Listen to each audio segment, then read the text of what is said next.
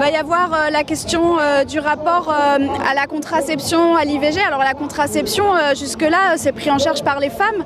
On sait qu'il y a des pilules pour hommes, mais on ne les utilise pas parce qu'il y a des effets secondaires. Or, il y a des effets secondaires pour les femmes, mais ça, on s'en fiche.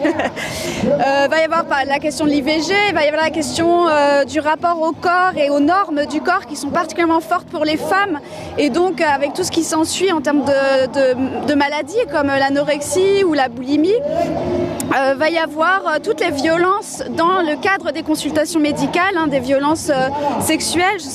Il y a 16% de femmes qui ont répondu à un questionnaire d'Osez Féminisme qui ont subi des agissements sexuels lors d'une consultation médicale. Donc c'est énorme en fait. Et notamment dans la gynécologie où on est en train d'en parler un petit peu, mais la question du consentement, des palpations mammaires, de toutes ces pratiques-là qui ne sont pas forcément obligatoires, on ne nous demande jamais le consentement.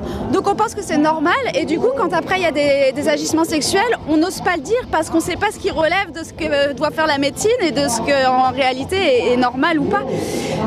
Les remarques culpabilisantes du corps médical ? Les remarques culpabilisantes, notamment grossophobes, mais aussi sur les questions quand on ne veut pas d'enfants, quand on veut...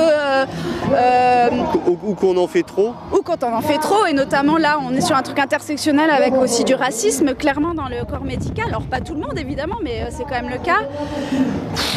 Les règles ?